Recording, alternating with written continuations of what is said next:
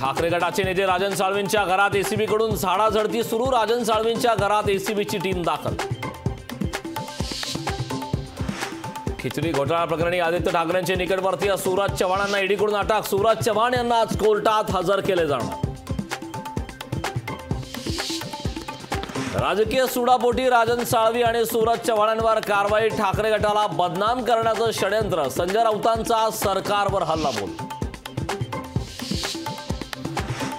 राज्यात 8,000 कोटींचा टेंडर घोटाळा, आता तपास यंत्रणा कुठे आहेत? खासदार संजय राऊतांचा सवाल।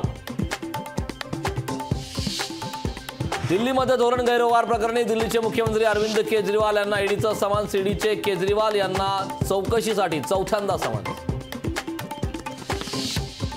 पंतप्रधान मोदी आणि शरद पवार उद्या सोलापूर दौऱ्यावर। शरद पवारांच्या उपस्थितीत शेतकरी मेळावा, तर पंतप्रधानांच्या हस्ते कामगारांच्या घरांचे उद्घाटन।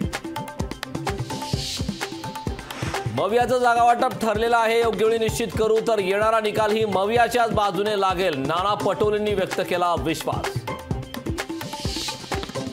लोकसभेत भाजप विरुद्ध शिवसेना संघर्षाची शक्यता। भाजपच्या मतदारसंघात युवा सेनेने प्रचार करावा, मंत्री दादा भुसेंचं युवा सेनेच्या कार्यकर्त्यांना आवाहन।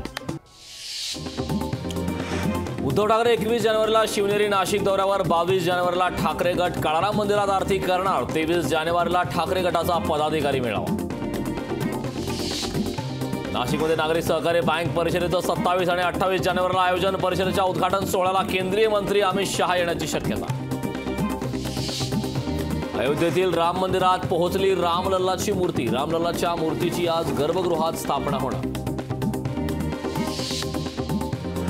राम मंदिर प्राणप्रतिष्ठा सोहळ्यापूर्वी शिवाजी पार्कात विद्युत रोषणाई। प्राणप्रतिष्ठा सोहळ्यानिमित्त नागरिकांमध्ये उत्साहाचं वातावरण। प्राणप्रतिष्ठा सोहळ्यानिमित्त पुणे पालिका हद्दीतील सर्व मद्यविक्री, चिकन, मटणाची दुकाने बंद ठेवा। संघर्ष सेनेची पालिका पुणे जिल्हाधिकाऱ्यांकडे मागणी। शिवसेनेच्या याचिकेवर 8 फेब्रुवारीला होणार सुनावणी। ठाकरे गटाच्या आमदारांना अपात्र करण्याबाबत याचिका, त्यात 14 आमदारांना निलंबित करण्याची याचिकेतून मागणी। सुप्रीम कोर्टात ठाकरे गटाच्या याचिकेवर सोमवारी सुनावणी। नार्वेकरांच्या निकालाविरोधात ठाकरे गट सुप्रीम कोर्टात। केंद्रीय मंत्री रामदास आठवलेंची बुद्ध विहार परिसरात स्वच्छता मोहीम हाती। झाडू घेऊन पंतप्रधानांच्या आवाहनाला प्रतिसाद देऊन स्वच्छता मोहिमेत आठवलेंचा सहभाग।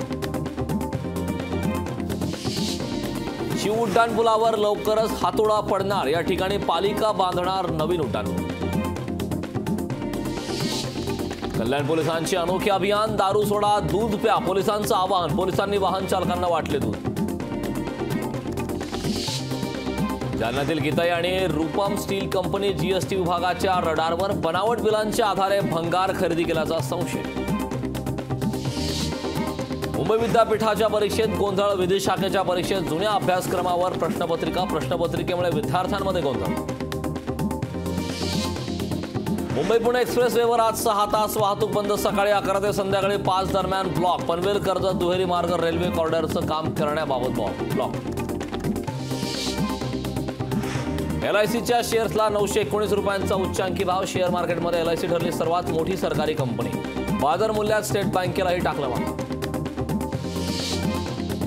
भारताची अर्थव्यवस्था सर्वात वेगवान, जागतिक पतमानांकन संस्था फिचचा अहवाल। चालू आर्थिक वर्षात जीडीपी 6.5% राहण्याचा अंदाज। फेब्रुवारीमध्ये पेट्रोल डिझेल स्वस्त होणार, दर प्रति लिटर 10 रुपयांनी स्वस्त होण्याची शक्यता। लोकसभेच्या पार्श्वभूमीवर इंधन दरात कपातीची शक्यता। राज्यात JN1च्या रुग्णांमध्ये वाढ। JN1चे आढळले 201 नवे रुग्ण। नागरिकांनी काळजी घेण्याचं प्रशासनाकडून आवाहन।